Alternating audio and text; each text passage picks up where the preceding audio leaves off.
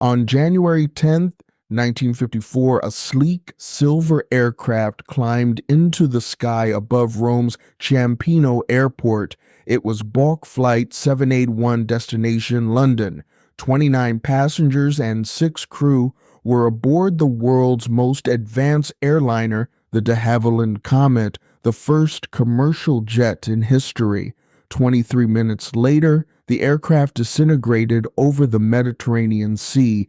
There were no survivors, no distress call, no warning, just silence. This wasn't supposed to happen. The comet was Britain's pride, a technological marvel that had revolutionized air travel. But within 18 months, 3 comets would fall from the sky, killing everyone aboard. The crashes would destroy an aircraft, bankrupt a company, and hand the future of aviation to America. But they would also unlock secrets that would save millions of lives. This is the story of the jet that changed everything twice. To understand why the comet mattered, you need to understand what flying was like before it existed. In the late 1940s, crossing the Atlantic meant spending 14 hours or more in a noisy, vibrating propeller aircraft. You flew low, around 10 to 15,000 feet, where turbulence was constant and weather was a serious threat. Cabins were unpressurized or barely pressurized.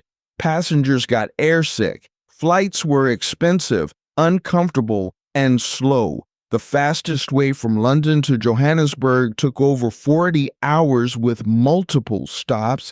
Then in 1949, de Havilland announced the Comet. It wasn't just an incremental improvement. It was a leap into the future. The Comet could fly at 40,000 feet above the weather in near silence. Its 4 jet engines were embedded in the wings, making the cabin quieter than any airliner before it.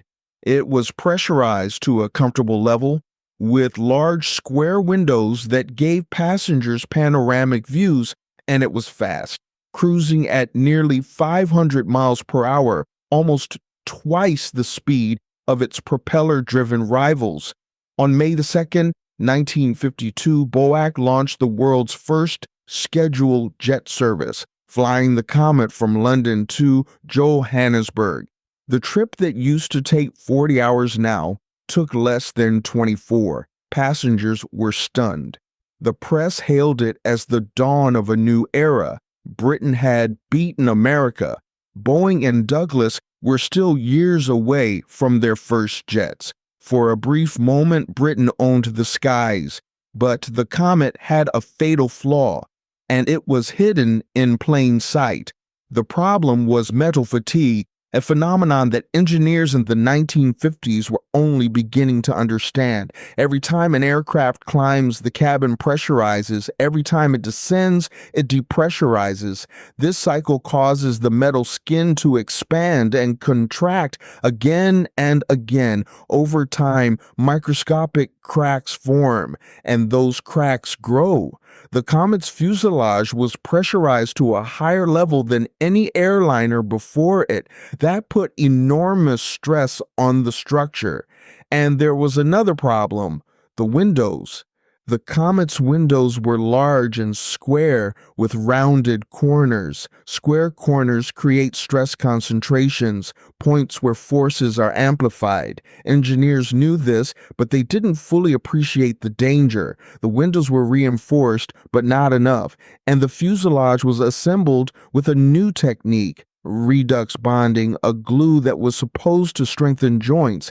In some places, it actually weakened them. On May 2nd, 1953, exactly 1 year after the Comet entered service, a BOAC Comet crashed shortly after takeoff from Calcutta during a thunderstorm. The cause was attributed to pilot error and extreme weather. 6 months later, another Comet crashed on takeoff from Calcutta. Investigators blamed overstressing during a steep climb. But then came January 10th, 1954. BOAC Flight 781 broke apart in mid-air over the Mediterranean. This time, there was no storm, no pilot error. No obvious explanation. The British government grounded the entire Comet fleet. De Havilland and BOIC launched an investigation, but they found nothing conclusive. After modifications were made, reinforcing parts of the fuselage and inspecting every aircraft, the Comet was cleared to fly again. On April 8, 1954, just 2 weeks after returning to service, another Comet disintegrated in midair, this time near Naples. 16 people died. The Comet was grounded for good. What followed was one of the most exhaustive investigations in aviation history. The Royal Aircraft Establishment retrieved wreckage from the seabed using naval vessels. They painstakingly reconstructed the fuselage like a jigsaw puzzle. Then they did something unprecedented. They built a giant water tank and submerged an intact Comet fuselage inside it. They pressurized and depressurized the cabin over and over, simulating thousands of flights. After 3,000 cycles, the fuselage exploded. A crack had formed at the corner of a window cutout, propagated along the skin, and caused catastrophic structural failure. The Comet had torn itself apart from the inside. The investigation confirmed what many had feared: metal fatigue. The aircraft's fuselage couldn't handle the repeated stress of pressurization.